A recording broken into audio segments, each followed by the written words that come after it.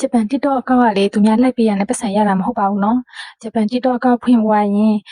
အသက်16နှစ်ပြည့်ရမယ်နော် follower 10k ရှိရမယ်ပြီးရင်တစ်လအတွင်းရက်30အတွင်း view တစ်သိန်းပြည့်ရမယ်နော်အဲ့လို view တစ်သိန်းပြည့်သွားပြီဆိုမှကို monetization ရှောက်လို့ရမယ် monetization အောင်မှပတ်စံရမယ်နော်ပြီးတော့ monetization အောင်တော့ပတ်စံတန်းရလားဆိုတော့ကိုတင်တဲ့ video က copyright လုံးဝထိလို့မရအောင်နော်ပြီးလို့ရှိရင်ထပ်ပါတော့အခုခေတ်ဆိုင်နဲ့ချင်းလိုက်ကရပါတယ်မရဘူးနော်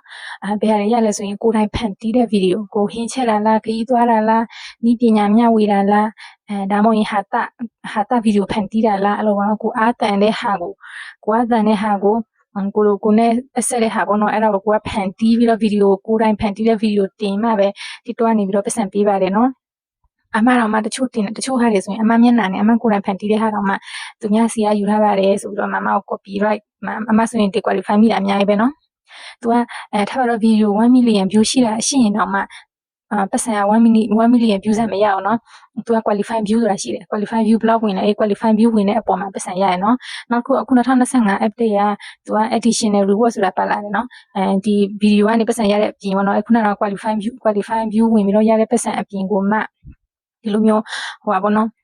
သူများလိုက်ပြီးတာဘယ်လောက်လဲအသေးပေးတာတို့ share တာတို့အဲ့ဒီအရေးအတွက်ကိုလည်းအများကြီးရမှပဲသူကမှဘယ်လောက်လဲဆိုပြီးတော့မှပြီးရနော်အမပြပေးမယ်နော်ပြင်